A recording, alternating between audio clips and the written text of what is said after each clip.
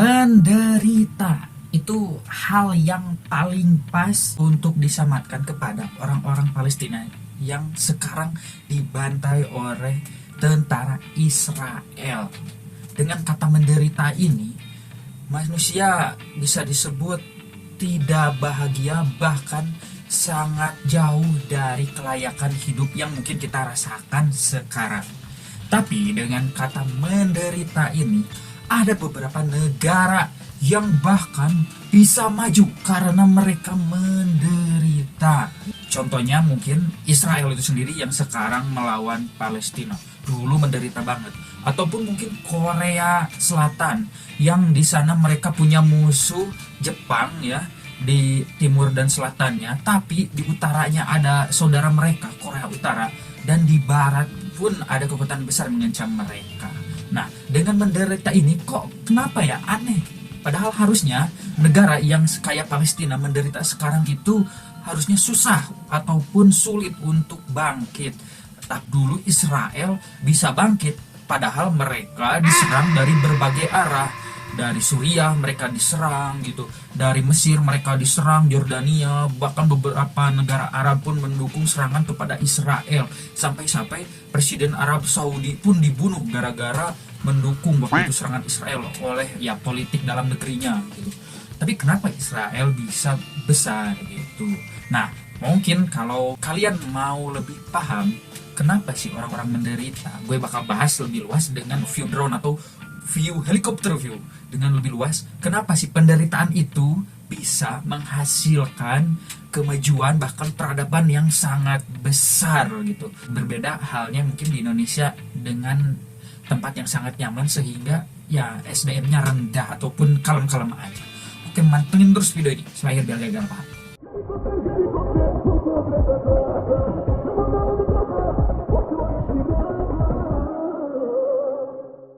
Seperti yang kita tahu, Indonesia itu sangat nyaman. Cuma ada 2 musim, jadi kalau kalian pun sekarang tidak punya kemampuan untuk beli rumah ataupun kontrak, hidup di emper-emper jalan, pinggir-pinggir jalan gitu, kalian masih bisa hidup. Nah, terus kalau kalian miskin banget gak punya uang, kalian tinggal agak ke pinggiran gitu yang masih banyak sumber daya gratis kayak ke kebun gitu ataupun ke hutan-hutan, kalian bisa panen langsung tuh dari hutan makanan gitu. Di Indonesia itu nyaman banget itu. Bahkan untuk keseharian kita makan cuma dengan 10.000, 15.000 kita udah bisa sekali 2 kali makan. Berbeda halnya mungkin di negara-negara dengan 4 musim ataupun negara-negara yang emang iklimnya ekstrim gitu ataupun mungkin tidak sesubur Indonesia. Maka dari itu Indonesia sekarang memiliki sumber daya manusia yang rendah gitu, yang tidak maju lah, intinya tidak menjadi negara gitu. Tapi ada negara yang bahkan sumber daya alamnya gak ada, daerahnya kecil, terbatas, bahkan dikelilingi oleh negara-negara kuat, contohnya Korea Selatan gitu. Mereka dikelilingi oleh negara 2 komunis gitu. Contohnya dari Cina di barat, di utaranya Korea Utara gitu, padahal saudara mereka tapi musuhan gitu. Terus Jepang gitu, karena itu musuh bebuyutan mereka gitu ya. Nah itu mereka dikelilingi negara-negara kuat, tapi mereka justru bisa kuat gitu, bahkan menyaingi sekarang teknologinya itu menyaingi Jepang gitu, dan bahkan mereka juga ingin menyusul Cina gitu, padahal Cina negaranya luas, sumber dayanya besar, dan bahkan orang-orang Eropa nyebutnya gitu macan yang lagi tidur saking kuatnya mereka. Tapi Korea Utara ini, Korea Selatan ini masih bisa bertahan. Ini secara hitung-hitungan matematika nggak logis ya, nggak nyambung gitu. Kenapa kok negara yang besar seperti Indonesia yang sumber daya alamnya banyak juga bisa tidak maju, tapi Korea Selatan bisa maju gitu. Begitu juga yang terjadi di Israel gitu, dimana mereka dihimpit oleh negara-negara Arab yang memusuhi mereka. Bahkan Inggris pun sebagai negara pertama yang mendukung Zionisme itu, mereka memperingati bahwa jangan bikin dulu negara di sana karena kalian sebagai etnis Yahudi ataupun Zionisme yang mencari tempat untuk tinggal bakal dimusuhi sekeliling kalian oleh negara-negara Islam. Tapi sekarang Israel pun menjadi negara maju dengan intelijen terbaik, dengan riset ya, anggaran risetnya pun keenam terbesar di dunia gitu.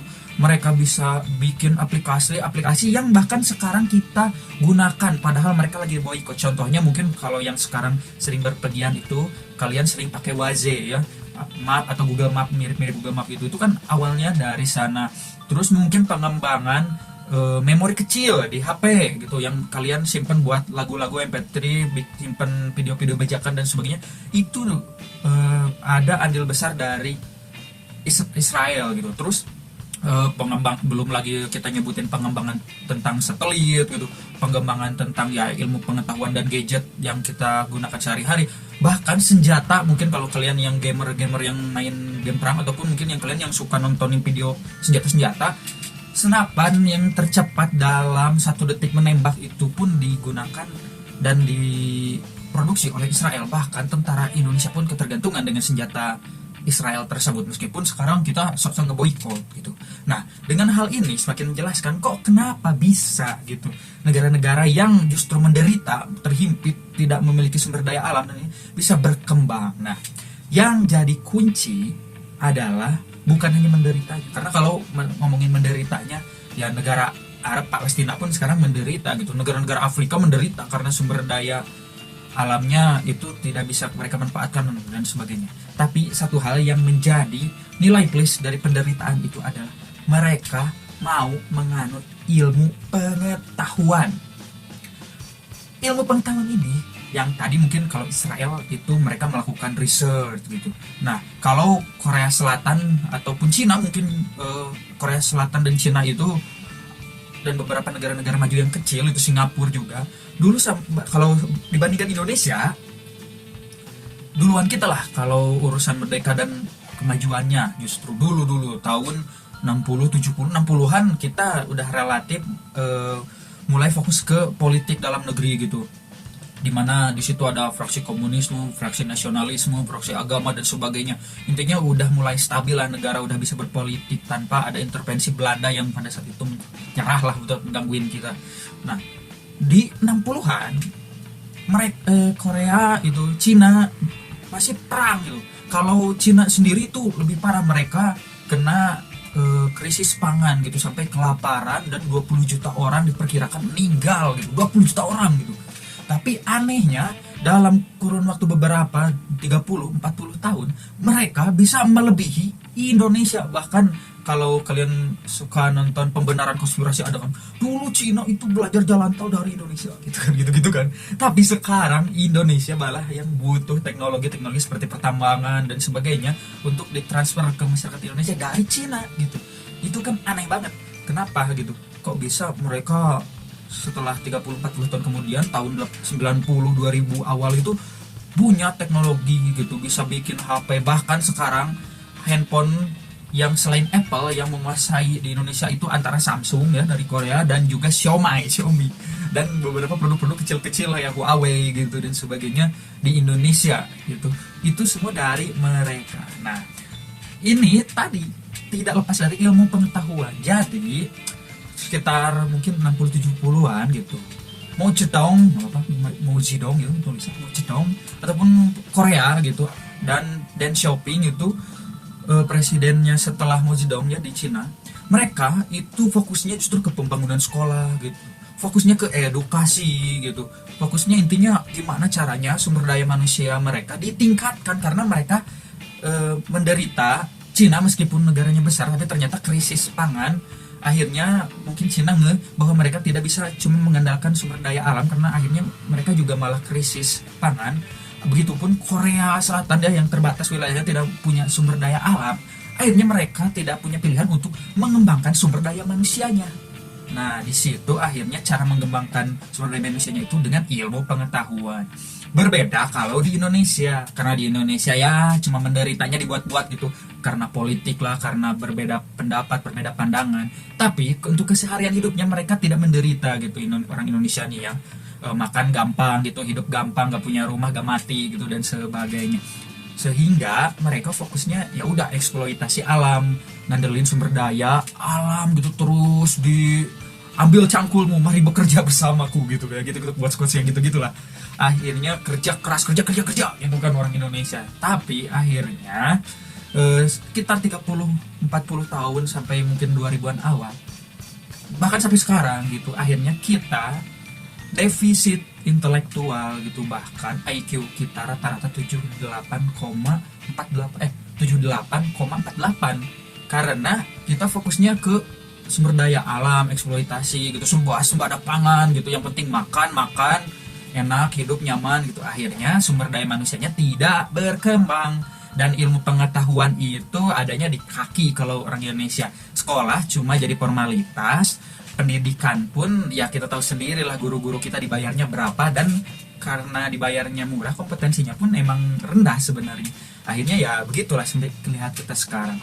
Begitupun yang terjadi sama Israel gitu, karena mereka dikelilingi oleh musuh dan menderita gitu.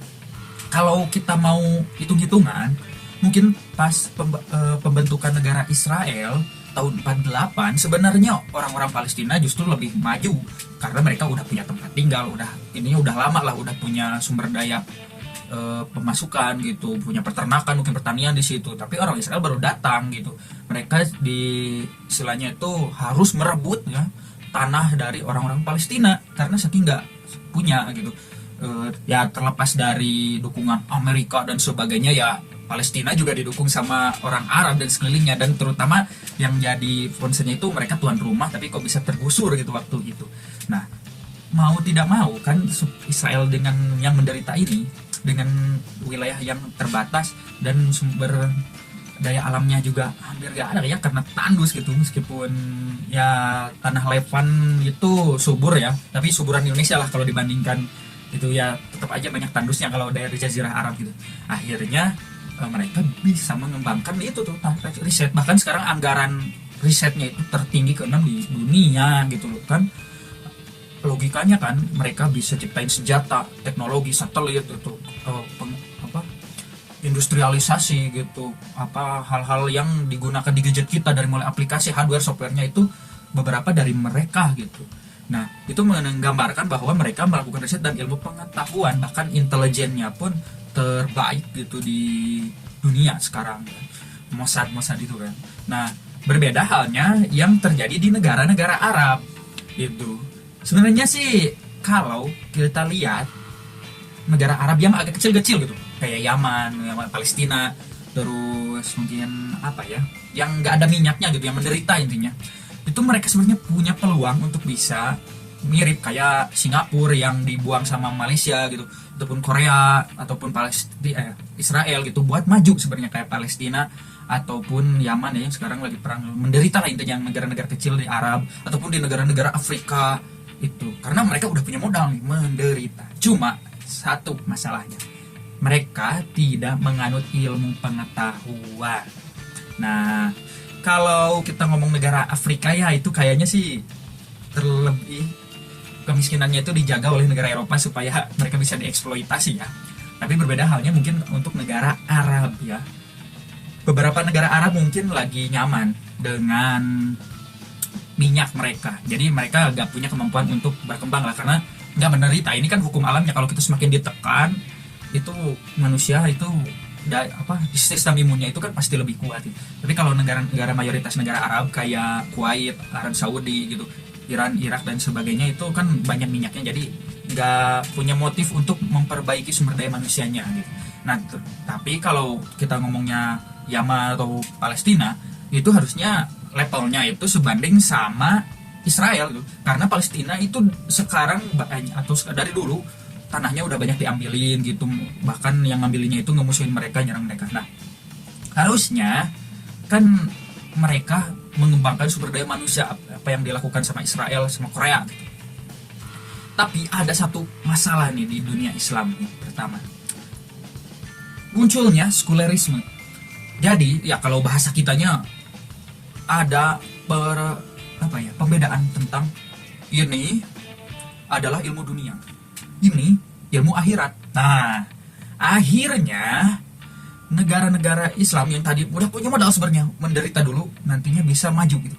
Nah, itu akhirnya cuma menderita doang, karena mereka tidak menganut ilmu pengetahuan. Karena ilmu pengetahuan kayak pengembangan satelit, gadget, intelijen dan sebagainya yang dilakukan Israel itu ilmu dunia, ilmu duniawi itu gak perlu. Yang penting itu adalah ilmu akhirat. Kita bakal masuk surga di dunia sementara cuma sebentar, nggak hitungan akhirat itu cuma sehari di dunia. Yang penting itu akhirat gitu, ibadah dan sebagainya, tajwid gitu, ngaji yang benar, mungkin fikihnya apanya kita pelajari, gak apa-apa kita gak belajar ilmu astronomi, gak tahu kiblat juga ya gitu-gitulah. Nah akhirnya ya lihat sendiri sekarang negara Arab yang tadi padahal udah punya modal menderita supaya mereka bisa meroket, jadi ditekan ke bawah, setelah dilepaskan tekanannya akhirnya nanti kan bisa meroket kayak terjadi di Korea Selatan sama Israel.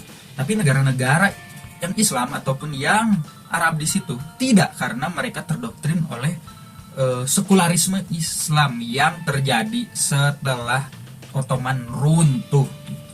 Nah sehingga akhirnya ya beginilah sekarang dunia Islam yang sekarang itu akhirnya jadi underdog, bahkan menjadi medan perang. Setelah perang dunia kedua kan tetap ya negara besar itu butuh perang proksi, butuh perang dingin lah. Selain mungkin di negara-negara kayak Korea dan Vietnam ada ladang hijau untuk perang juga gitu, yaitu di daerah Jazirah Arab dari mulai Afghanistan, Irak, Iran, ya itu Palestina dan negara-negara sekitarnya. Karena apa? Karena ya dunia Islamnya itu tidak berkembang karena mereka cuma lebih mementingkan tentang agama daripada ilmu pengetahuan. Padahal kalau di Islam mungkin yang Sunni lah, yang umumnya Sunni, ilmu itu kalau digunakan untuk kepentingan kita itu ya semua gak ada istilah ilmu akhirat, ilmu dunia. Yang penting itu ilmu untuk menjalani kehidupan supaya mendapatkan hasil di akhirat. Nah gitulah intinya kalau panjang lagi. Nah ya karena dunia Islam ya sekuler ini membedakan ilmu dunia sama ilmu akhirat. Padahal mereka udah punya modal untuk bisa selevel sama Israel, selevel sama Singapura, selevel sama Korea gitu teman-teman ya. Jadi ini adalah hal yang paling menjadi PR orang Islam untuk menjadi kemajuan. Ya mungkin kalau kalian ngomong tentang kemajuan Islam gitu, ada di Qatar kemarin Piala Dunia gitu, di Arab gitu. Ya kalian lihat sendiri setelah Piala Dunia sekarang Qatar jadi apa? Terus Arab Saudi udah punya gedung tertinggi, sekarang jadi apa? Pendapatannya bukan dari teknologi, mereka pendapatan terbesarnya tetap aja minyak sama wisata haji gitu. Kalau mungkin Arab gak punya Ka'bah, ngandelin minyak gitu juga nggak sekaya sekarang gitu. Karena mereka pengen sebenarnya jadi pemimpin-pemimpinnya, pangeran-pangerannya atau sultan-sultannya udah mau nih negaranya maju gitu. Tapi majunya bukan memajukan sumber daya manusianya, bukan memajukan ilmu pengetahuannya, tapi mereka menjual, dalam tanda kutip menjual diri ke barat ataupun ke dunia untuk ayo datang ke Arab investasi, kalian bisa libur pakai bikini dan sebagainya mungkin ya, atau mau buka-buka aurat, bahkan di Arab juga bisa judi dan sebagainya. Gak apa-apa Mang Dodo mau maksiat di Arab juga. Ronaldo ya direkrut sama Al Nassr bawa istrinya atau pacarnya yang belum jadi istrinya dan sebagainya, gak apa-apa, bebas ya. Jadi seolah-olah Islamnya itu malah dijual gitu, negara-negaranya apa, karakteristik negara Arabnya itu malah dijual untuk kemajuan negaranya, bukan tadi membesarkan ataupun menjunjung tinggi ilmu pengetahuan dan memajukan sumber daya manusianya yang terjadi di Israel, Korea, Singapura dan beberapa negara maju yang dulunya justru menderita ya, bahkan lebih majuan Indonesia daripada negara tersebut. Oke, semuanya udah mantengin sampai akhir biar gak gagal paham. Ini semoga jadi masukan ataupun memberikan atau meledakkan kepala kalian, mencerahkan. Jadi mencerahkan itu melepaskan pikiran-pikiran kolot kalian tentang Islam yang harus ilmu agama, ilmu dunia itu menjadi Islam yang emang menjadi lebih maju supaya nanti kita bisa nyusul negara-negara maju ya, gak jadi ladang perang. Semua like, komen, sampai apapun itu follow, yang penting ada traffic di video gue dan nyampe ke orang-orang yang memerlukan pengetahuan. Kalau kalian yang udah pintar, yang lebih cerdas ya semoga banyak komen di bawah ya biar ngasih masukan ke gue ataupun apapun itu. Terima kasih semua.